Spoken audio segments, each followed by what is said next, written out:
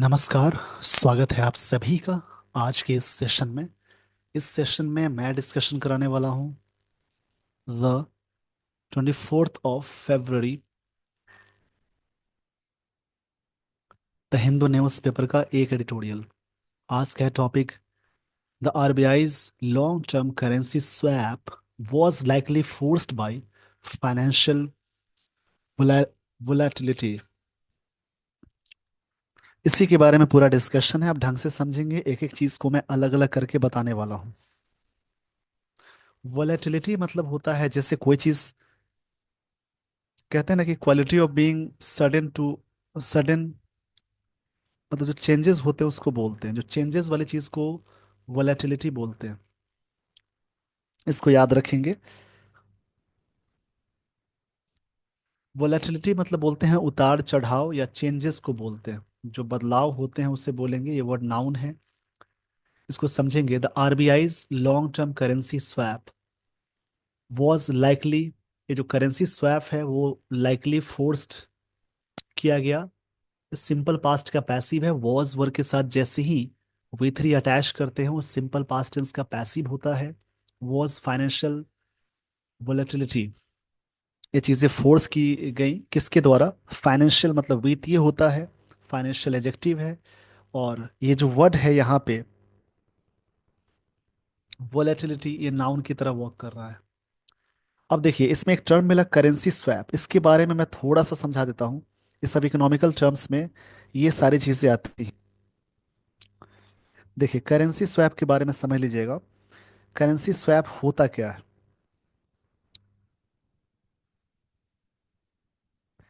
इसके बारे में जान लीजिए पहले आप।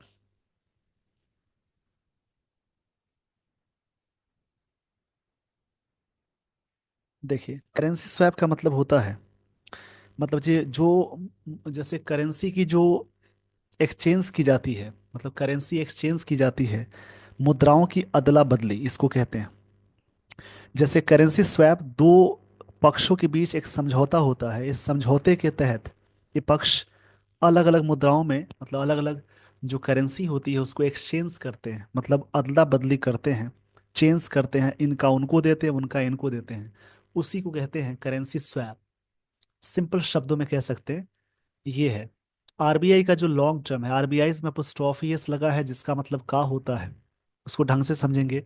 आरबीआई का जो लॉन्ग टर्म है करेंसी स्वैप, जो करेंसी स्वैप है मतलब एक्सचेंज वाली करेंसी की एक्सचेंज को कहते हैं, करेंसी की अदला बदली को कहते हैं। Was likely. अब देखिए जो वर्ड मिला लाइकली, इसका मतलब क्या होता है? लाइकली मतलब कोई चीज, कोई भी चीज है जो जैसे कहते हैं ना कि सुटेबल है, एडजेक्टिव की तरह इसका मतलब होगा सुटेबल। और एडवर्ब में इसका मतलब होता है प्रोबेबली।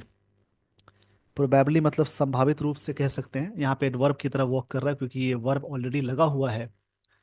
और लाइकली एक तरह से सुटेबल होता है एडजेक्टिव के सेंस में, एडवर्ब के सेंस में इसका मतलब जैसे संभावित रूप से बोल सकते हैं।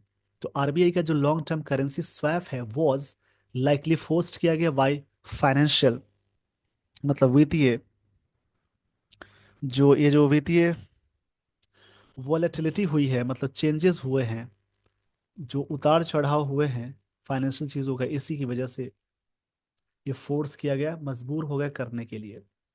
ये बात यहाँ पे राइटर कहना चाह रहे हैं। इस पेज का स्क्रीनशॉट ले लीजिए। अब देखिए फाइनेंशियल एडजेक्टिव है, वोलेटिलिटी ये क्या है? नाउन है।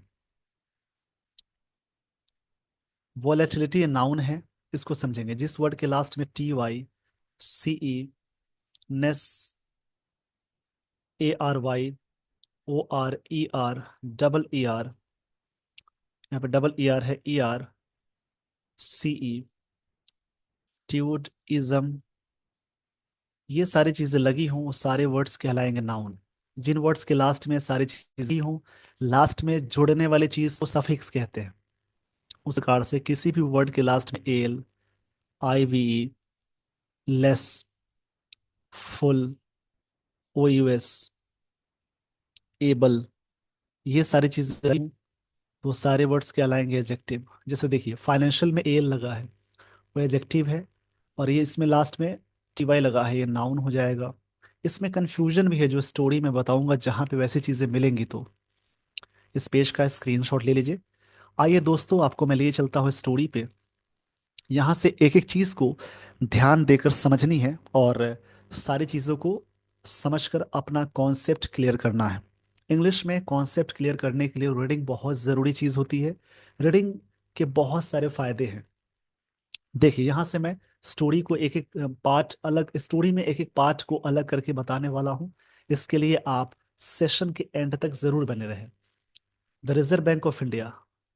रिजर्व बैंक ऑफ इंडिया में अपोस्ट्रोफियस लग गया, मतलब रिजर्व बैंक ऑफ इंडिया के रिसेंट, मतलब रिजर्व बैंक ऑफ इंडिया का रिसेंट डिसीजन जो है, ये नाउन हो गया।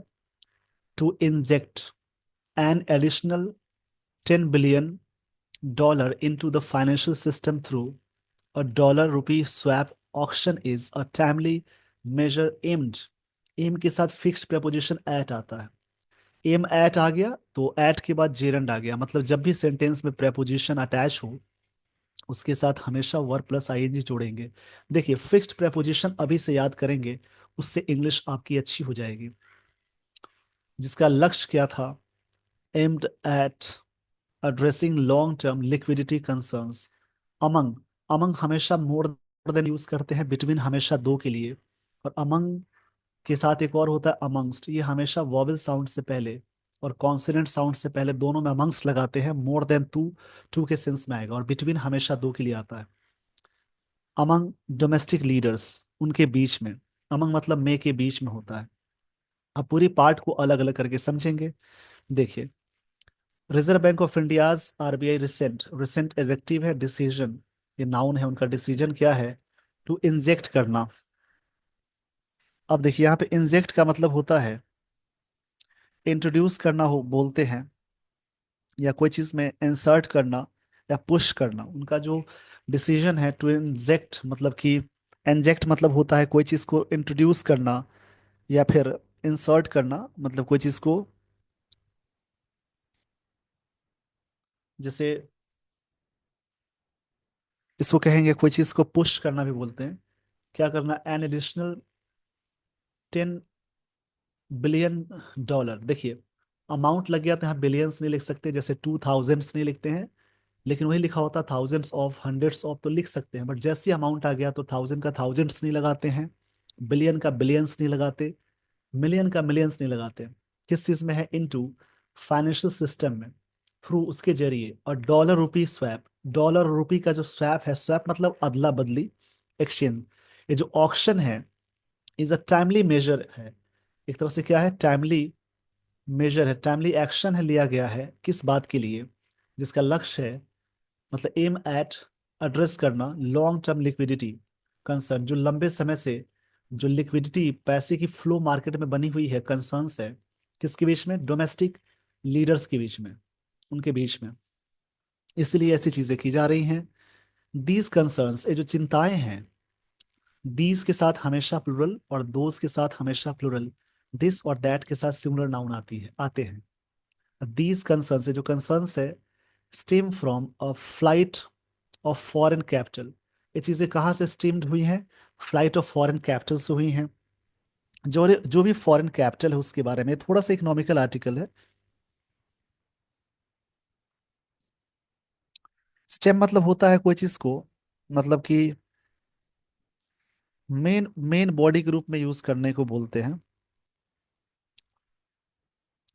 स्टेम मतलब कोई चीज अराइज होना होता है। ये चीजें कहाँ से अराइज हुई हैं?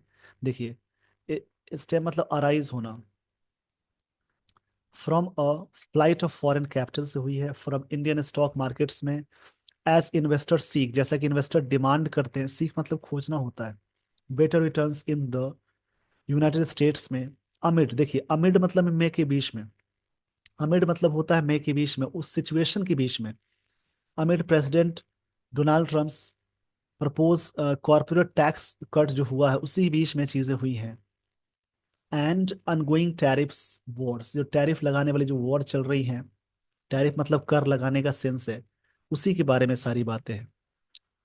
देखिए, पूरे मुद्दे को समझेंगे। रिजर्व बैंक ऑफ इंडिया का रिसेंट डिसीजन हुआ है इंजेक्ट करना, मतलब पुश करना, इंसर्ट करना, एडिशनल बिलियन डॉलर का इनटू फाइनेंशियल सिस्टम है थ्रू डॉलर और रुपी स्वैप ऑक्शन करने का। ये जो चीज है डिसीजन है, सब्जेक्ट है, इसकी वर्ब ए है। इस यहाँ पे मेन वर्ब है, टाइमली मेजर है, एक तरह से मेजर नाउन है, टाइमली एजेक्टिव है। वैसे किसी नाउन में जैसे ही आप एलवाई जोड़ेंगे तो एजेक्टिव बनता है, और किसी एजेक्टिव में एलवाई जोड़ेंगे तो वो बनेगा एडवर्ब। इसको याद रखेंगे। एम जिसका है, एम के साथ फिक्स्ड प्रपोजिशन एट है, एड्रेसिंग करना लॉन्ग टर्म जो लिक्विडिटी कंसर्न्स बनी हुई है, लंबे समय से जो लिक्विडिटी मतलब तरलता होती है, कैश इन मार्केट को बोलते हैं, मार्केट में जो कैश फ्लो होता है उसको लिक्विडिटी बोलते हैं। अमंग डोमेस्टिक प्रोडक्ट्स के बीच में अमंग के साथ नाउन हमेशा रखेंगे प्लूरल। दीज कंसर्न्स, ये चीजें अराइज कहाँ से हुई है, from flight of foreign capital से, फ्रॉम इंडियन स्टॉक मार्केट से, एज जैसा कि इन्वेस्टर्स, ये सब्जेक्ट है, सी यहाँ पे वी1 है, सब्जेक्ट प्लूरल तो वी1 लगाएंगे, सब्जेक्ट सिंगुलर तो वी5 लगाएंगे, ताहती है में बेटर रिटर्न्स मांगते हैं इन द यूनाइटेड स्टेट्स में, अमिड उस बीच में प्रेसिडेंट डोनाल्ड ट्रंप जो प्रोपोज कॉर्पोरेट टैक्स कट्स हुआ है एंड ऑनगोइंग टैरिफ हुआ है उसके बीच में, उसी बीच में चीजें हुई हैं। इस पेज का स्क्रीनशॉट ले लीजिए। स्क्रीनशॉट के दौरान जो भी वर्ड्स मिलते हैं उन्हें समझे और प्रैक्टिस करें।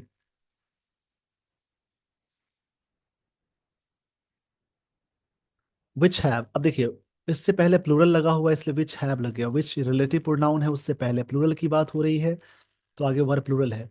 हैव के साथ वी3 आ गई। जब भी सेंटेंस में हैज या हैव और उसके साथ वी3 आती है तो समझिए प्रेजेंट परफेक्ट टेंस है। विच हैव स्ट्रेंथन, जिसने क्या किया है, स्ट्रेंथन किया है। अब देखिए किस बात के लिए यहाँ बात कही जा रही है। स्ट्रेंथन मतलब होता है जैसे कोई चीज को बिल्डअप करना, बनाना। ये प्रेजेंट परफेक्ट टेंस में आएगा। तो बिल्ड अप करना इसका मतलब होगा बनाना होता है। The US dollar against global currencies, US dollar का अगेंस्ट प्रेपोजिशन है जिसका मतलब खिलाफ होता है, ग्लोबल करेंसीज के रूप के खिलाफ। दिस मार्क्स, ये चीजें मार्क करता है द सेकेंड सच रूपी इन्फ्यूजन, इस प्रकार की दूसरी जो रूपी इन्फ्यूजन हुई है। अब देखिए रूपी इन्फ्यूजन का मतलब क्या हुआ।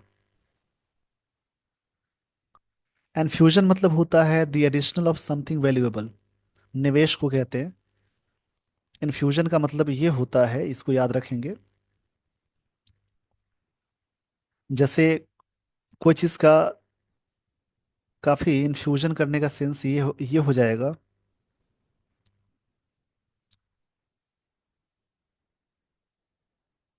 जैसे काफी एक तरह से इंस्पिरेशन होना, स्पर हो जाना, एसेंशियल होना, लिकर हो जाना। प्रूफ इन्फ्यूजन हुआ है लेस देन अ मंथ में। हावेवर देखिए कनेक्टर है, जबकि या हालांकि इसका मतलब होता है अनलाइक, मतलब इसके जैसा नहीं, द फर्स्ट ट्रांशे, इसके जैसा नहीं इसका मतलब होता है। अनलाइक मतलब वो ऐसा जैसा हुआ था उसके जैसा नहीं, लाइक मतलब उसके जैसा, अनलाइक मतलब उसके जस्ट अपोजिट की बात हो जाएगी। इन्फ्यूजन का मतलब होता है the additional of something valuable, निवेश की चीजों को कहते हैं।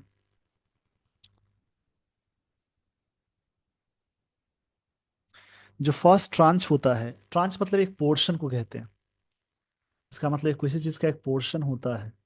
First tranche of $5 billion on January 31st which had a 6 month tenor, जिसके पास क्या है, 6 महीने का टेनर है, जिसके पास 6 महीने का एक तरह से टेनर है।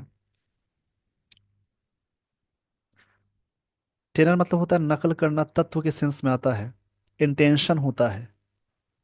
फैक्टर को बोलते हैं, टेनर मतलब एक फैक्टर को बोलते हैं। द लेटेस्ट, लेटेस्ट से पहले आर्टिकल द लगा है। स्वैप, ऑक्शन जो हुआ है, हैज, ऑक्शन मतलब नीलामी को कहते हैं। और 3 year ड्यूरेशन, देखिए 3 year में हाइफन लग गया तो इसमें ईयर्स नहीं लगाएंगे, ड्यूरेशन हुआ है। The combined effect, effect noun है, कंबाइंड एजेक्टिव है। नाउन से पहले जब भी कोई वर्ब की थर्ड फॉर्म आती है तो वो एजेक्टिव कहलाती है, पास्ट पार्टिसिपल। पार्टिसिपल के बारे में इसी चैनल पे आप सर्च कर सकते हैं, प्लेलिस्ट खोलेंगे जब भी आप चैनल पे जाएंगे तो आपको मिल जाएंगे बहुत सारे वीडियोस। वहाँ पे एक वीडियो मिलेगा नन फाइनाइट का, उसको क्लिक करेंगे, उसमें पार्टिसिपल के बारे में पूरी डिटेल में मैंने चीजें बात की है। तो इफेक्ट यहाँ पे देखिए, एक वर्ड होता है अफेक्ट, ये वर्ब है, और एक होता है इफेक्ट, ये नाउन है जिसका मतलब प्रभाव, और अफेक्ट मतलब प्रभाव डालना। ये कंबाइंड इफेक्ट है ऑफ दीज टू ऑप्शंस की। ये जो इफेक्ट विल इंजेक्ट करेगा approximately 1.3 trillion into banking system. Inject मतलब कोई चीज को इंसर्ट करना, पुश करने का सेंस में आता है। इस पेज का स्क्रीनशॉट ले लीजिए। आई होप आपने स्क्रीनशॉट ले लिया होगा।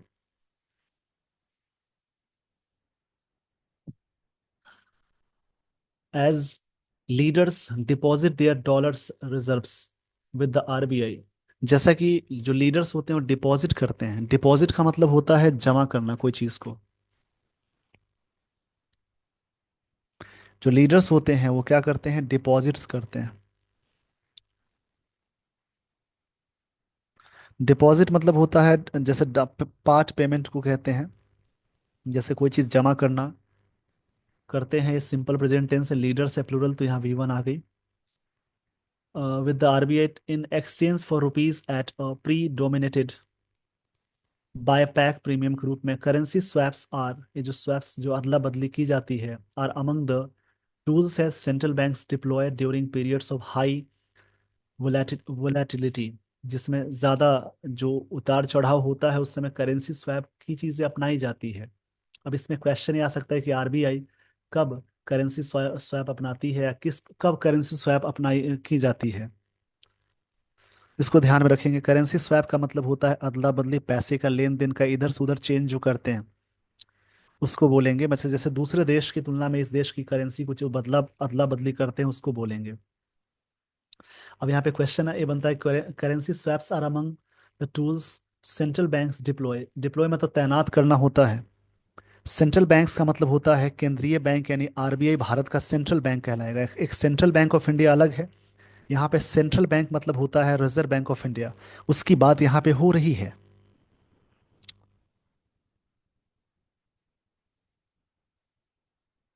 चलिए इसको समझेंगे। मतलब करेंसी स्वैप डिप्लॉय तब किया जाता है। डिप्लॉय मतलब कोई चीज़ को पोजीशन करना या प्लेस करना बोलते हैं। प्लेस करना, पोजीशन करना।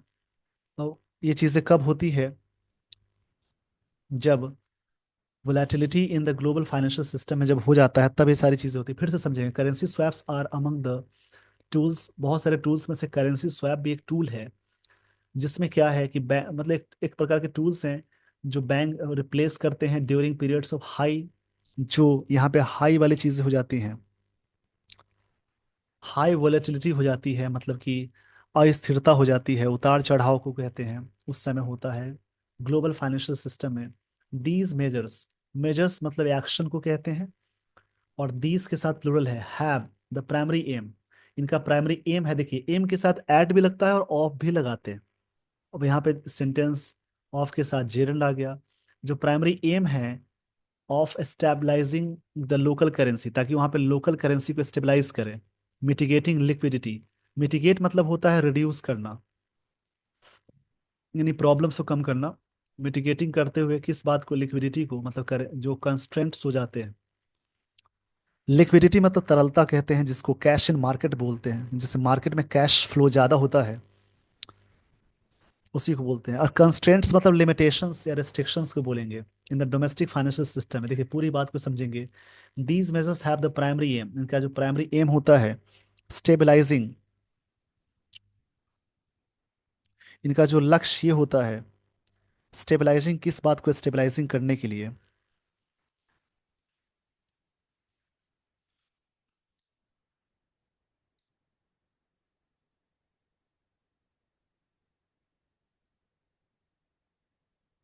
स्टेबलाइजिंग का मतलब होता है किसी चीज को स्थिर करना, द लोकल करेंसी, और मिटिगेटिंग लिक्विडिटी कॉन्स्टेंट्स, जो लिमिटेशंस हो जाते हैं उसको कम करना in the domestic financial system में। डोमेस्टिक मतलब घरेलू को बोलते हैं।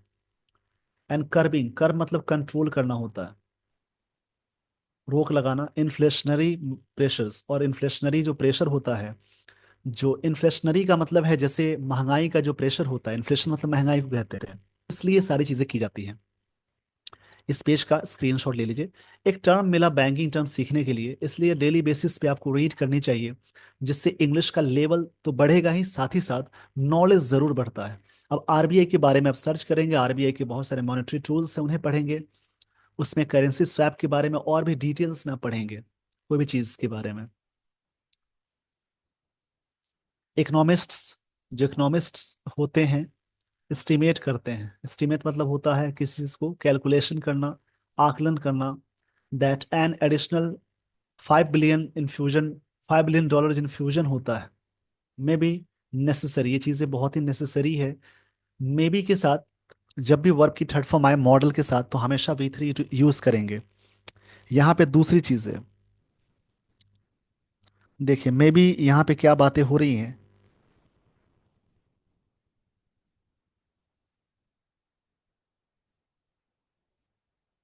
नेसेसरी एक तरह से एडजेक्टिव ही है।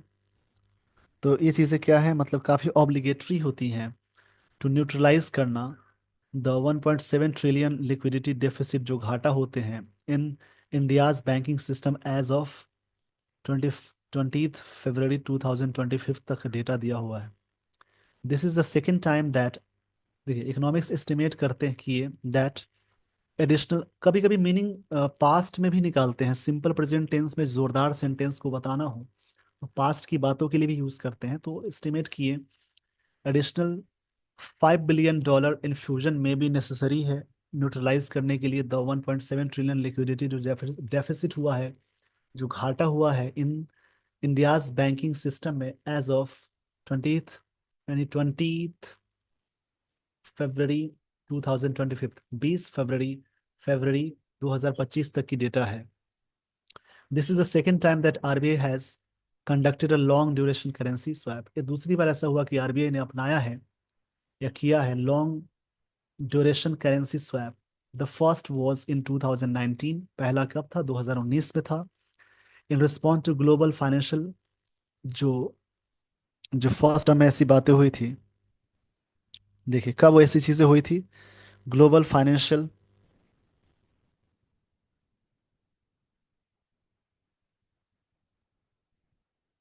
जो वॉलेटिलिटी हुई थी, मतलब जो अस्थिरता हुई थी, उथल पुथल हुआ था, उस समय मिस्टर ट्रम्प फर्स्ट टर्म में ये चीजें हुई थी। अमिड, उसी दौरान, उसी middle, in the middle of होता है इसका मतलब, trade tariff tensions and tax cuts के दौरान हुआ था। इस पेज का स्क्रीनशॉट ले लीजिए। इकोनॉमिकल आर्टिकल को समझना है, बस ज्यादा टफ होता नहीं है, बस उसको समझने की जरूरत है। हाँ, जो टर्म्स आपको मिलते हैं बैंकिंग टर्म्स, उनको उन्हें ध्यान में रखना है।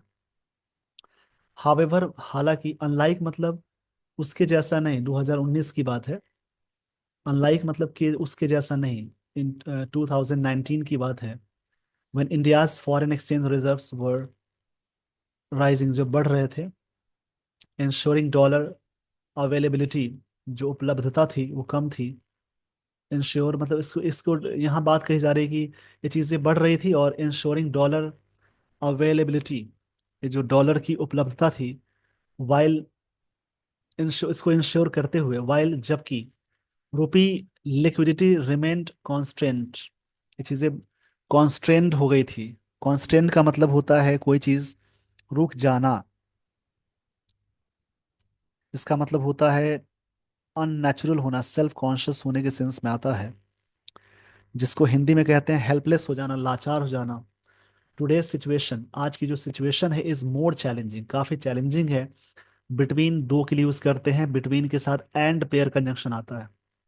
अक्टूबर 2024 एंड फरवरी 2000 एंड फरवरी 21 2025, मतलब कि अक्टूबर 2024 की बात है और 21 फरवरी 2025 के बीच में the rupee has depreciated approximately 3.3% against dollar.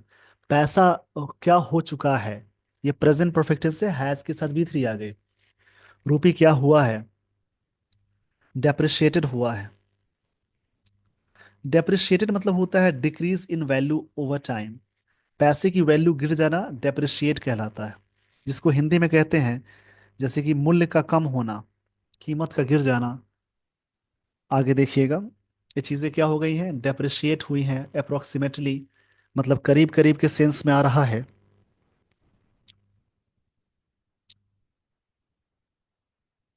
Approximately मतलब होता है अबाउट, करीब करीब, एडवर्ब है। इतना हुआ है मतलब 3.3% डॉलर के खिलाफ ये चीज़ें हुई है। यहाँ पे एकदम समझने की ज़रूरत है, आर्टिकल बहुत ही बढ़िया है, समझने वाला आर्टिकल है। ब्रेचिंग का मतलब होता है कोई चीज़ को ब्रेक करना, बर्स्ट कर देना। रीचिंग द 85 एंड 85th पर डॉलर मार्क। इतना बताया गया था कि पर डॉलर इतना वैल्यूएशन है। 19 दिसंबर मतलब 19 दिसंबर 2024 तक ये है, इस समय था। मतलब कि क्या हो रहा है यहाँ पे, देखेंगे कैसे कैलकुलेशन हो रहे हैं सारी चीज़ों का।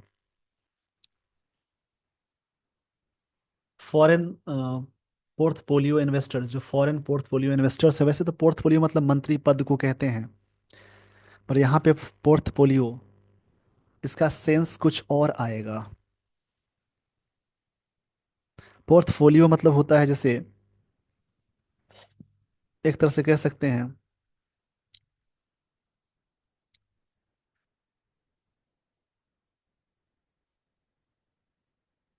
जैसे एक तरह से वित्तीय साधनों का एक संग्रह होता है, किसी निवेशक या संस्था के पास होता है, उसको पोर्टफोलियो बोलते हैं, मिनिस्ट्री पोस्ट को भी कहते हैं। एंड फॉरेन इंस्टीट्यूशनल इन्वेस्टर्स जो होते हैं हैव आल्सो विड्रॉन, उन्होंने निकाला है रफली $31 billion from Indian equity market से। रफली का सेंस यहाँ पे क्या है, एडवर्ब हो जाएगा। विड्रॉन मतलब निकालना होता है, डिपॉजिट मतलब जमा करना। विड्रॉन मतलब होता है जैसे कि कोई चीज़ को वापस लेना होता है। निकाला है कितना, रफली। रफली यहाँ पे एडवर्ब की तरह वर्क कर रहा है। रफली मतलब होता है जैसे कोई चीज़ फोर्सफुली तरीके से, इंडियन इक्विटी मार्केट से इतना निकाला गया है सिंस दिसंबर 2024, तब से 2000 दिसंबर 2024 से, जब से तब से के सेंस में सेंस लगाते हैं। The RBI has sold, RBI ने बेचा है, प्रेजेंट परफेक्ट टेंस का स्ट्रक्चर है, an estimated $111.2 billion, about 18% of its foreign exchange reserves, to stabilise करने के लिए रूपी। गिवन दीज कंडीशंस, इन कंडीशन को की बात हो रही है, the latest long term currency swap appears to be necessity, ये चीज़ें बहुत ज़रूरत साबित हुई हैं, rather than a proactive measure, इसकी तुलना में। प्रोएक्टिव मतलब एक्टिव होता है, कोई भी चीज़ एक्टिव होती है इसको प्रोएक्टिव बोलते हैं। मेजर मतलब एक एक तरह से एक्शन को बोलते हैं। इस पेज का स्क्रीनशॉट ले लीजिए, थोड़ी सी बातें और समझनी है, और ऐसे ही डेली बेसिस पे आप याद रखेंगे, चीज़ों को समझेंगे, इससे आपके नॉलेज में इजाफा ज़रूर होगा, इंक्रीजमेंट भी होगा। और इंग्लिश तो आप सीखेंगे, इंग्लिश के साथ साथ आपकी नॉलेज भी बढ़ती जाती है। Indian bank must capitalise on this liquidity, इनको ज़रूर कैपिटलाइज करनी चाहिए।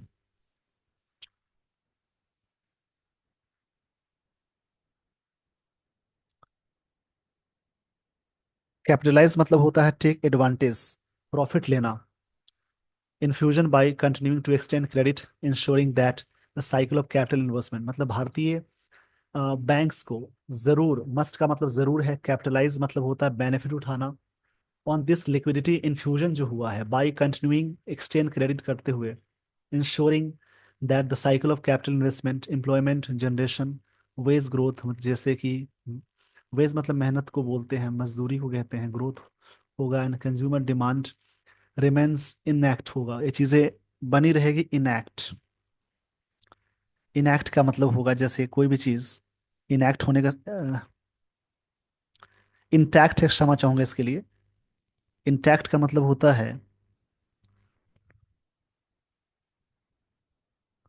कोई भी चीज़ इंटैक्ट हो रहा है, इसका सेंस ये है अखंड होना, मतलब अनटच्ड रहना। This in turn could help propel, help कर सकता है। देखिए हेल्प के साथ विदाउट टू यूज करते हैं, कुछ ऐसी वर्ब है जैसे मेक हो गया, हेल्प हो गया, हियर है, लेट है, इन सब के बाद जब भी कोई वर्ब आती है विदाउट टू आती है इन्फिनेटिव, मतलब बेयर इन्फिनेटिव बोलते हैं। हेल्प के साथ प्रोपेल करेगा। प्रोपेल का मतलब क्या है, ये चीज़ें क्या कर सकती है, इन टर्न कुड हेल्प के मदद कर सकती हैं। प्रोपेल मतलब होता है बढ़ाना, आगे बढ़ाना। इंडियाज रियल जीडीपी ग्रोथ को बियॉन्ड द करेंसी 6.4%, इसके बियॉन्ड उससे भी आगे, डिस्पाइट मतलब के बावजूद होता है, डिस्पाइट के साथ ऑफ नहीं लगाते हैं। डिस्पाइट प्रिवेलिंग ग्लोबल इकोनॉमिक हेडविंग्स जो बने हुई हैं, इसके बावजूद। हेडविंग्स मतलब होता है जैसे एक तरह से कह सकते हैं विपरीत परिस्थितियां। हेडविंग्स मतलब होता है विपरीत परिस्थितियां के बावजूद ये चीजें बनी हुई है। प्रबल मतलब प्रिवेलिंग का मतलब होता है कोई चीज प्रबल होना। प्रिवेलिंग का मतलब होता है कोई भी चीज प्रचलित है, चीजें एग्जिस्टिंग है, एग्जिस्ट कर रही हैं, उसको बोलते हैं। तो ये सारी बातें थी इस आर्टिकल में। With this everyone I would like to end this session. Thank you so much for watching this video. Thanks everyone.